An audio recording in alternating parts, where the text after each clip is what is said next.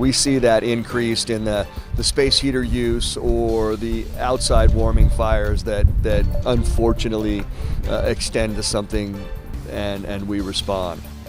Right now at 5, a surge in 911 calls when temperatures drop. Tonight, the life-saving advice from Portland firefighters. Plus, honoring MLK, from marches to volunteering, how people across the metro area are carrying on his incredible legacy.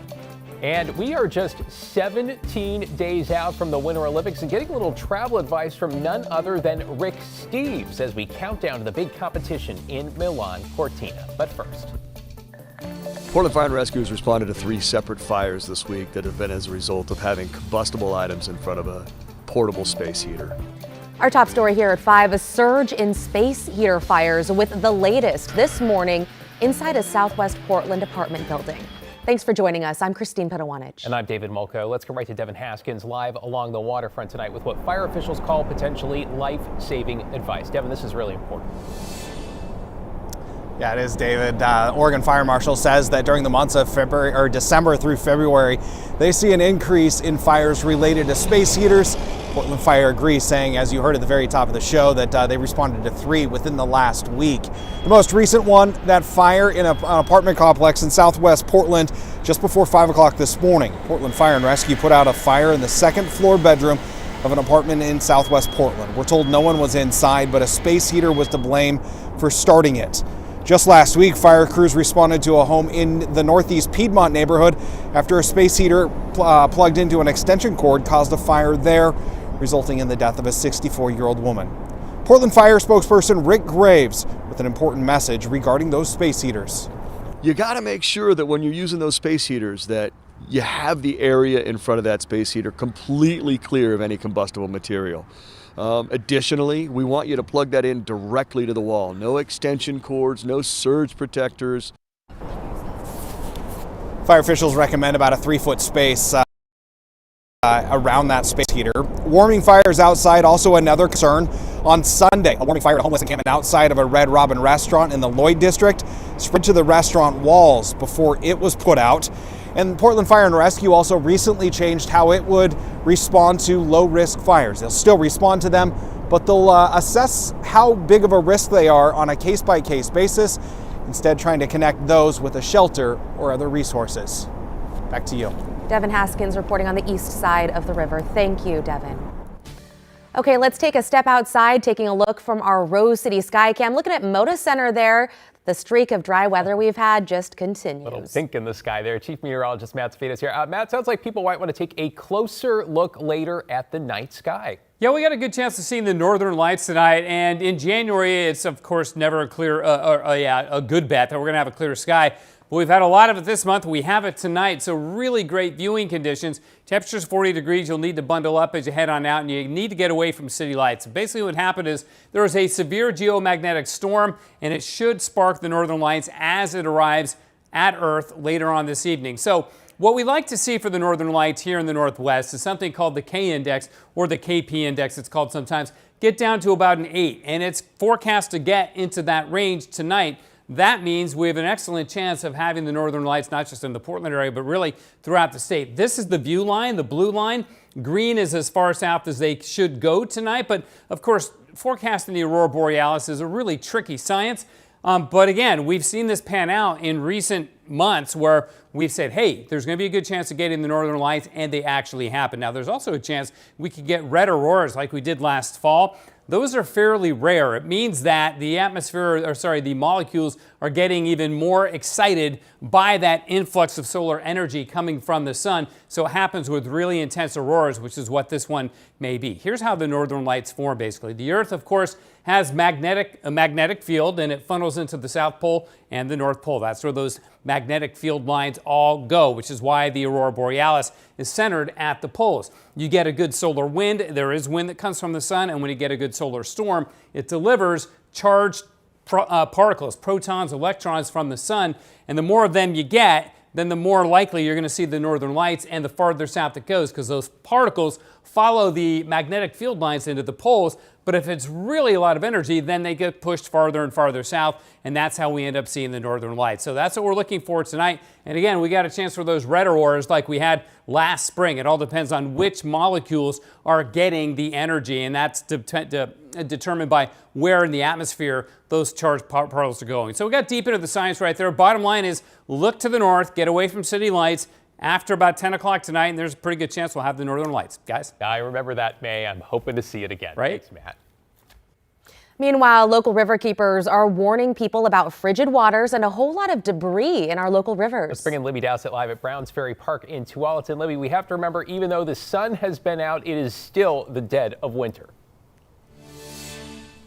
Well, David and Christine, the water levels here are getting back to normal. But if you look over here, I'll have Drake pan over. You can see there is a tree right here under the water, just waiting to snag someone. A local fisherman tells us this is a new tree since these latest storms. All across our area, there have been reports of large trees, even a dumpster washing down our local rivers. Tualatin river keepers are concerned. People will see the sunny weather and decide to pop back out on the river without taking precautions. They say the stormy weather loosened root balls and lowered tree branches onto the water, which can either knock people off their kayaks or, in this case, pull them underwater with the power of the current, that is. River keepers say the water is frigid also, so they recommend a dry suit if you feel the need to kayak or boat this winter or early spring. Thrown into the water, you do that. And if your head's not above water, if you don't have a life jacket on, that's what I think probably causes most of the early season deaths that we see. And another tip he has, water gloves, because when you fall into the water, if you fall into the water, you lose control of your fingers and it's hard to hold on to things or even unzip the clothing you have to swim to shore. Get rid of those clothes and swim to shore. He recommends always going out with someone else and let people know where you're going and what your plan is. Back to you guys. To remember all those tips, Libby Dowsett live in Tualatin for us. Thank you, Libby. Developing tonight, Portland police are asking for help identifying a person wanted in connection with a stabbing in the Pearl. Take a look at these images from a surveillance camera. They're a little bit grainy here. Authorities say a woman was stabbed on Saturday, December 20th, just before midnight near Northwest 13th and Hoyt. Police say she survived wounds to her torso. Crime Stoppers is now offering a $2,500 cash reward for information that leads to an arrest. An investigation is now underway after a North Portland church caught fire just before midnight. Fire crews responded to North Willamette Boulevard and North Liberty Street, where they found the roof of the Kingdom Hall of Jehovah's Witnesses on fire. Crews had to cut away a large portion of the roof to get it all under control. Fortunately, no one was hurt. The cause of that fire is still under investigation. In Eugene, authorities say a man is incredibly lucky to be alive after he was trapped in a crevice along the Willamette. Take a look. Eugene Springfield Fire sharing these photos on social media. They see people walking along the river near the U of O campus Sunday afternoon, spotted this person. Firefighters say he was trapped about 15 feet down and pinned between a concrete wall and a large chunk of rock. Crews say when they got him out, his body temperature was 76 degrees and he would not have survived much longer. Paramedics took the man to the hospital in critical condition. We've got a traffic alert for you this evening. Starting tonight, ODOT will close some northbound and southbound lanes overnight to install temporary barriers on I-5 in the Rose Quarter. It's happening between the Convention Center and the Burnside Bridge. The work is expected to happen from about 10 p.m. to 5 a.m. all this week and all next week. Drivers traveling in either direction will be able to use an open lane. In Washington, early educators are calling on lawmakers in Olympia to make changes when it comes to childcare. They want to create a board made up of state officials, employers, and parents to address what they call a childcare crisis. The group arguing that political pressures and low wages are just a couple of the factors leading to a staffing shortage statewide. We know we don't have enough childcare available right now, and to talk about ways to improve affordability and make sure that the workers are being fairly compensated. Well, speaking of wages, Career Bridge, that's Washington's resource for career planning, shows the average hourly rate for a child care worker is $18. That's about $37,000 a year. The state's average salary, by the way, about $95,000. And in Salem, an Oregon man wrongfully convicted of killing 3 people is pushing for more legislation to help people like him. Scott Cannon spent 11 years in prison before he was exonerated in 2009. The prosecution relied on a forensic method called comparative bullet lead analysis that has been declared unreliable. After years of lobbying, the legislature passed the Oregon Justice for Exonerees Act in 2022. And last week, Cannon was compensated and issued a certificate of innocence. He hopes that certificate will help him rebuild his life. Being the second person in Oregon to get a certificate of innocence, I'm pretty sure more people in Oregon won the lottery. Cannon says he's pushing for a bill this session that would strengthen the state's compensation statute and ensure exonerees get timely compensation. Developing this evening, tensions are escalating between the U.S. and Europe over President Trump's rhetoric when it comes to Greenland. Today, the president declined to answer when asked by NBC News if he would use force to take over the self-governing Danish territory. Meanwhile, it appears we are learning more about the president's motives, if not his approach. The Norwegian PM sharing a text from President Trump that states, quote, "Considering your country decided not to give me the Nobel Peace Prize, I no longer feel an obligation to think purely of peace," end quote. The president is also threatening to slap a 10% tariff on 8 European countries. Greenland says it will not be pressured. Well, it turns out the island was a big topic of discussion at a town hall with Senator Ron Wyden over the weekend. The senator telling us he believes Oregonians and European allies alike do not want some, quote, imperialist fantasy island. We're objecting to the idea of trying to force an empire. And that's what Donald Trump is trying to do, and there's going to be great opposition, and I'll join it. By disregarding even the laws that are in place, faulty as they are, just because we want our own security interests or economic interests, is absolutely not in the long-term interests for U.S. citizens. Some Democratic senators, by the way, say they are already planning to file an anti-tariff resolution. Straight ahead here on KGW News at 5, a day of service and remembrance. I mean, we're here at a park where lots of families come to enjoy their free time, so being able to keep this park clean and a safe place for families to come and bring their children, I think that's hugely impactful for the community. How people across the Northwest are honoring the legacy of Dr. Martin Luther King Jr. Plus, when you go to the Olympics, you're reminded it's a big, beautiful world. Sure is, and Rick Steves has seen so much of it. The travel experts take as we count down to the Winter Games. Stay with us.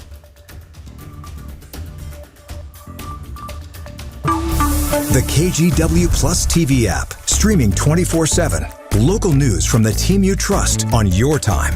Track how the weather will impact your day. It's certainly becoming increasingly hazardous. Extended, continuous coverage of breaking news live from the scene. That snowpack is still heavy. Go deeper with in-depth interviews and exclusive reporting. All the local news you need, live or on demand. KGW Plus. Download on your TV and watch for free.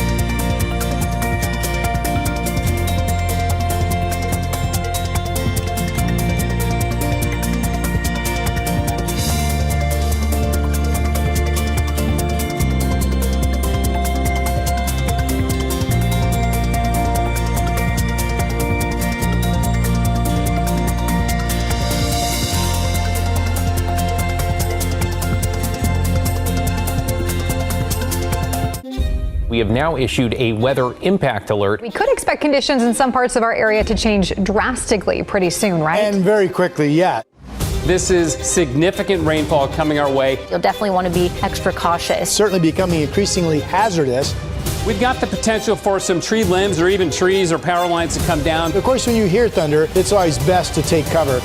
On Weather Impact Alert Days, stream extended coverage on KGW+.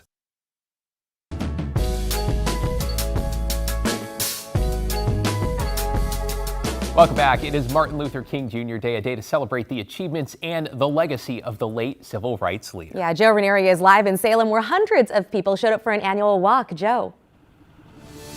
Hey, this was a big event and is getting bigger and bigger every year. Now, the second annual Peace Walk was held at McKay High School earlier this afternoon. That brought a couple hundred people from the Salem Kaiser community together. Now, elsewhere, volunteer projects marked a way to honor the civil rights leader's life. Under the bright January sunshine, dozens of volunteers spent the day giving back across the metro area. I think it's great to just have the opportunity to give back and show that we care about the communities that we're in, to give back in any way, shape, or form. And this is one way that we can, on a broad scale, show the community that we're here and we're here to stay. In North Portland, the Reclaim MLK Jr. 12th Annual Art and Social Justice March brought out a couple of hundred people. I think we all need to come out right now and speak for justice and speak out. So yeah, I had to be here for sure. For many who came out to march or volunteer, it was a way to bring communities together. Yeah, I mean, it's a crazy time in the world. Inclusion is really important, and equality is really important, and I'm just glad that we're able to make this whole area of Northeast Portland more hospitable. And in Salem, hundreds poured into the McKay High School gymnasium to hear community leaders talk about coming together.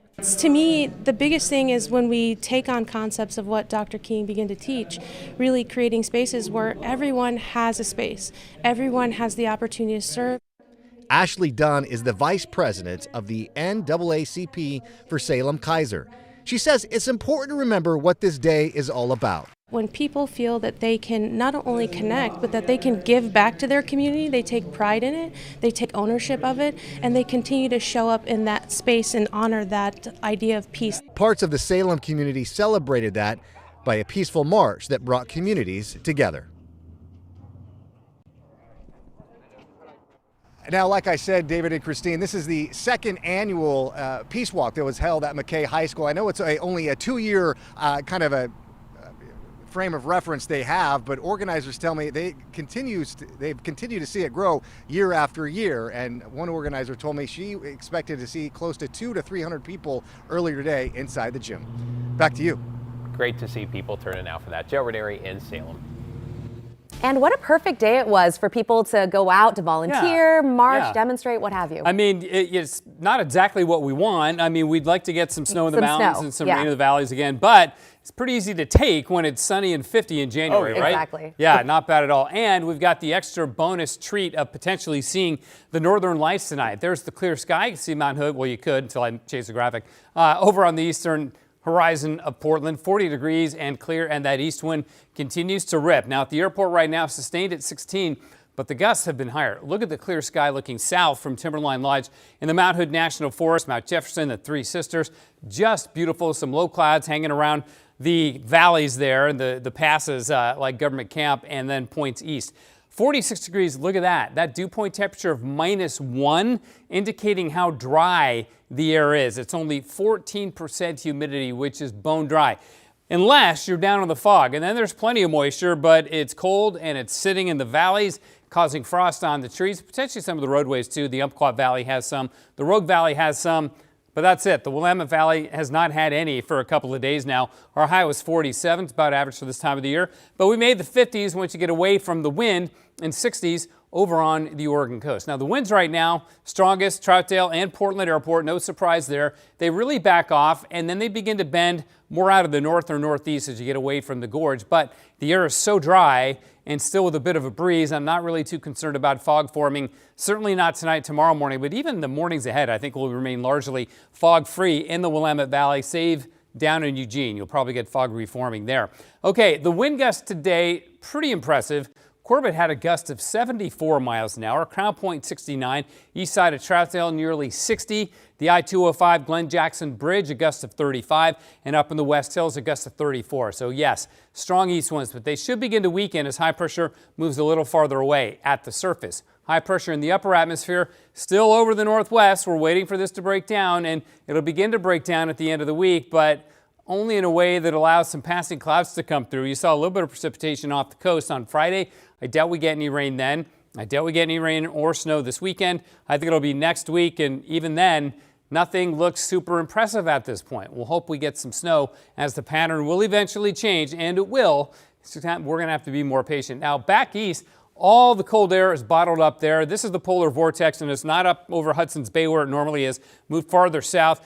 It does that. It's a dynamic weather system. It moves around and changes, but it is getting pretty far south. So they get the cold air. We end up staying dry here in the west, but at least we got the northern lights to look forward to tonight. Fingers crossed on that. 40 degrees, so you want to bundle up. Look to the north.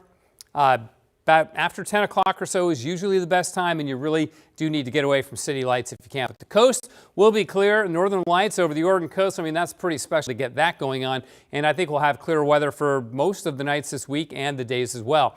Clear, windy in East County, but where the wind is not blowing, in the wind-free areas, it will get frosty in the mornings with lows down as low as the mid-20s and certainly below freezing in most areas unless you're in the really windy areas like the east side of Portland and the Gorge. Here's the 7-day forecast. Look at this. It's dry right on through the week and the weekend and into Monday with lows about average or a little bit above in the low 50s, or sorry, the highs about that range, and then the lows down around freezing. So again, some pretty delightful weather on the way, and we'll be tracking that northern lights situation all evening. We're back after this.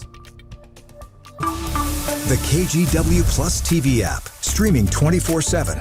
Local news from the team you trust on your time. Track how the weather will impact your day. Certainly becoming increasingly hazardous. Extended, continuous coverage of breaking news live from the scene. That snowpack is still heavy. Go deeper with in-depth interviews and exclusive reporting. All the local news you need, live or on demand. KGW Plus. Download on your TV and watch for free.